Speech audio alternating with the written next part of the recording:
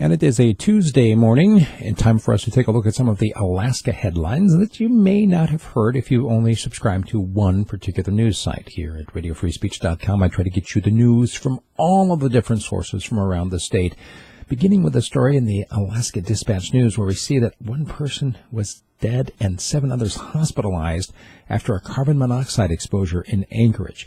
They're all members of the same family. It was a single-family home.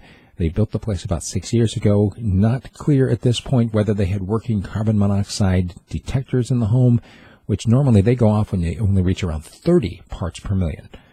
They found the levels at over 1,000 parts per million in the home. So it was a pretty high level of carbon monoxide.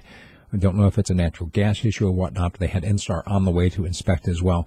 Once again, a kind of a reminder for everyone to make sure that you have working carbon monoxide detectors in your home. If you haven't heard, 2017's Iron Dog is officially underway. They are heading out to McGrath. Tribes around the country are saying that they hope that Trump's America First actually helps first Americans. The amount of money being pushed into the U.S. economy by tribes around the country, very high, billions and billions of dollars actually. However, there are also some tribes that are gearing up for a fight against Trump, especially when it comes to the Dakota pipeline access and also his wall along the southern border, as tribes in both of those areas are saying, well, what about our sovereign land rights? The 3 lawmakers that live in Juneau, they get paid per diem, just like their other counterparts that don't live in Juneau. These guys live at home, and they are still collecting $160 per day for their expenses. This article, which actually is picked up on a number of different sources, I believe you can find this particular one at Alaska Dispatch News. You can read about the details in terms of the thousands of dollars that lawmakers receive for expenses. This even as the state is facing a $3 billion deficit. There's an article in the Newsminer about Bard-a-Thon XVIII, giving a voice to Shakespeare. And there was a Nikiski man who was arrested on Saturday for threatening snow plowers and troopers with a shotgun. He was intoxicated at the time. Might not be a surprise.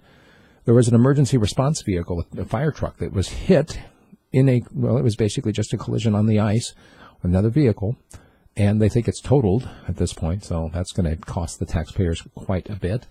And there's a new study out that says fully a quarter, 1 in 4 women in Anchorage have been the victims of stalking.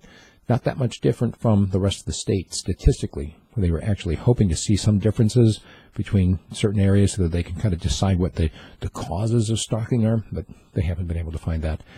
Also, there is a story on how the rideshare push here in Alaska to try to allow Uber and Lyft to operate, it's hitting a bit of a speed bump.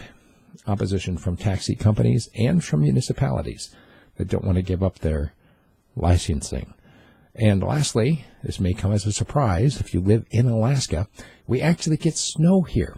Yeah, there was a big, the storm down there in Southcentral dumped around 5 to 6 inches of snow between midnight Sunday morning all the way through Monday.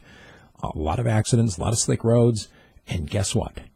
There's still more coming because it's a really slow-moving system. So, again, may not be a surprise, but apparently some people in Anchorage forget that, in fact, it is still part of Alaska. That's what we've got for our Alaska News. You like what I'm doing? Make sure you tell your friends about it and become a subscriber at radiofreespeech.com. Thanks.